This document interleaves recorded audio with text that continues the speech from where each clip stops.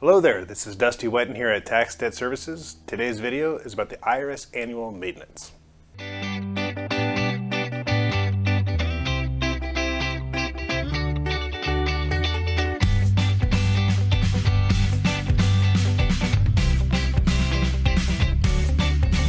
Alright, so getting into things here, IRS is a big entity and it does a lot of things from processing tax returns to audits to collections to criminal investigations, and of course customer service. And to keep this machine going, it needs to once in a while shut down for a little bit to reset. Now that is coming up here for the very first time this year during the IRS e-filing shutdown. Coming up on November 26th, this Saturday, the IRS will be shutting down the e-filing processing for any kind of e-filing returns. Normally you can e-file the last 3 years of tax returns, being the current year and the last two. As of this recording, that it would be 2021, 2020, and 2019. However, on this upcoming Saturday, that process will be shut down so that they can prepare for the upcoming filing season for 2022. Now, what does that mean? That means that there's going to be some slow periods going on. E-filing a return usually takes about 3 to 5 weeks to get on file with the IRS. Mailing a return, however, has been taking around 4 to 5, maybe even up to 8 months to process, depending on which year you're mailing in. Now this usually didn't go as slow as it is now, but this is because the pandemic really slowed things down. We've been seeing here at Tax Debt Services older returns taking sometimes up to a year to process.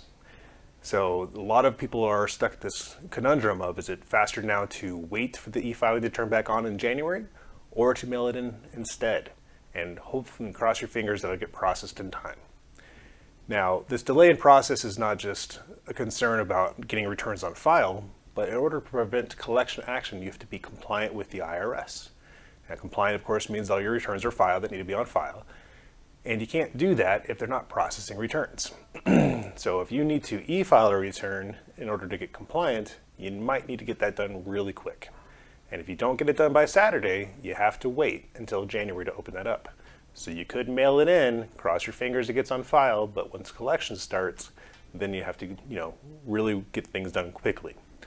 The other thing coming up soon is a collection hold. IRS doesn't really publicize this one. It's kind of a tradition that's been there for a while, but it usually happens about mid-December until about early January. IRS collections will pause. Again, IRS is a big machine, needs to do some resets, need to revamp some systems, and normally at this time the ACS collections goes on pause. Collections in the normal processes have not been normal for a very long time. Again, the pandemic put a wrench in that one. And so we're curious here at Tax Debt Services to see in January, will they really flip the switch here, get collections back to normal, and start doing their job like they should be doing. Now, we don't expect them to turn this back on in the meantime, to turn back off again in mid-December, but we're really expecting collections to start in January. The timing of that matches up pretty well to when this e-filing is going to be turned off as well. What I'm getting at is that if you're not compliant and the IRS turns their collection lever on and you're not ready for it, you're going to get collected upon. If you are not compliant with your tax returns, if you are missing the last 3 years, do something about it very quickly or contact us here at Tax Debt Services so we can help guide you. Again, our number is 800-822-4122 or go to our website, taxdebtservices.com.